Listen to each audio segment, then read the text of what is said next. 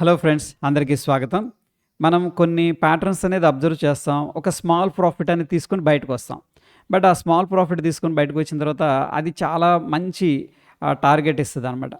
For example ఇక్కడ head and shoulder pattern అనేది చూసాం. ఇక్కడ బ్రేక్అవుట్ అయింది. ఇక్కడ 1% ప్రాఫిట్ అనేది తీసుకొని బయటకొచ్చేసాం.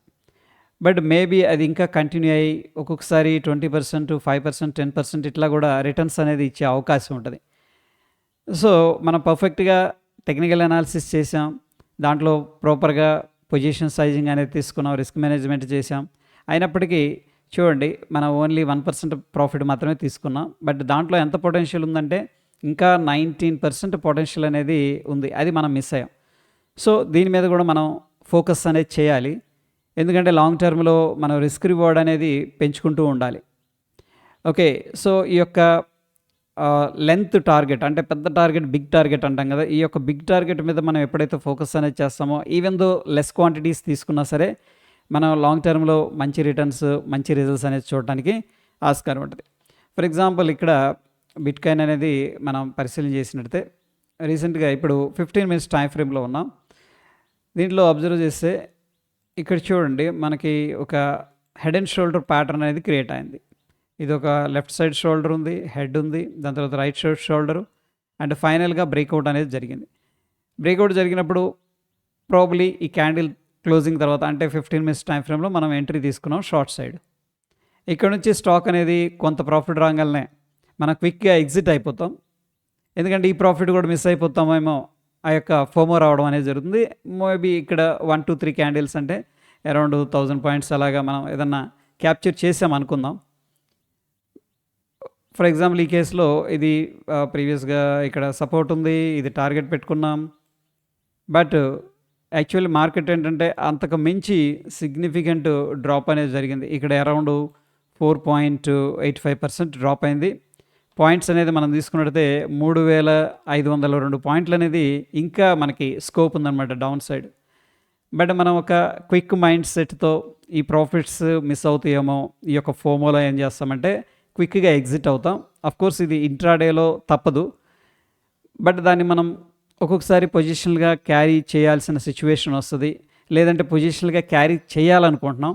అప్పుడు క్వాంటిటీ అనేది తగ్గించుకొని బిగ్గర్ టార్గెట్ అనేది మనం ప్రొజెక్ట్ చేసుకున్నాం అనుకోండి, డెఫినెట్‌గా మంచి రిజల్ట్స్ రావడం జరుగుతుంది.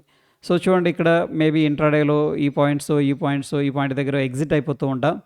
బట్ ఇంత పొటెన్షియల్ అనేది మనం మిస్ అయ్యాం అనమాట. ఈ రియలైజేషన్ అనేది చాలా చాలా ఇంపార్టెంట్.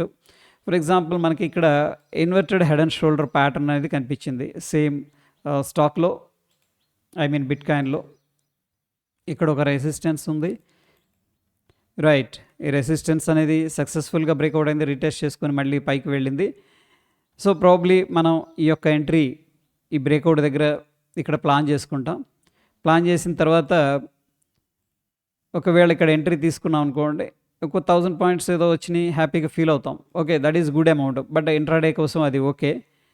బట్ అక్కడి నుంచి కూడా ఇంకా అప్ సైడ్ ఎన్ని పాయింట్లు వెళ్ళిందనేది మనం పరిశీలన చేసినట్టయితే దగ్గర దగ్గర 2500 పాయింట్లు, పర్సంటేజ్‌గా చూస్తే 3.66% ఇంకా అప్ సైడ్ వెళ్ళటం అనేది జరిగిందనమాట. సో, ఇక్కడ స్టిల్ మనం 3.66% పొటెన్షియల్ అనేది ఎర్న్ చేయడానికి స్కోప్ ఉంది. బట్ మనం ఆ యొక్క ఫోమోలో ఏం చేసేసామంటే వెరీ క్విక్ ప్రాఫిట్ తీసుకొని హ్యాపీగా ఫీల్ అయ్యాం.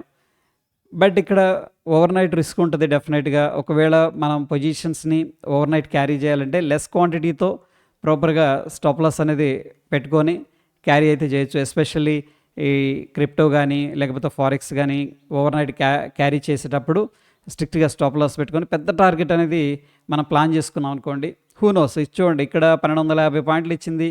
దాని తర్వాత మళ్ళీ అడిషనల్‌గా 2500 పాయింట్లు ఇచ్చే పొటెన్షియల్ ఉందన్నమాట.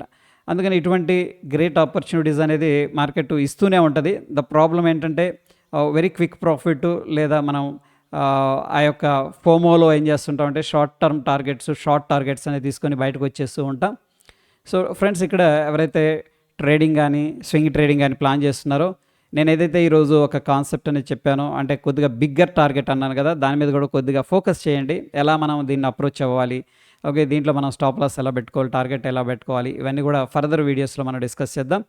హోప్ వీడియో ఇన్ఫర్మేటివ్‌గా ఉందని చెప్పేసి అనుకుంటున్నాను. ఫ్రెండ్స్ వీడియో నచ్చిందనుకోండి తప్పకుండా లైక్ చేయండి. మీ యొక్క కామెంట్‌ని కింద తెలియజేయండి. మరొక ఇంట్రెస్టింగ్ ఎపిసోడ్‌లో మళ్ళీ కలుసుకుందాం. ధన్యవాదాలు.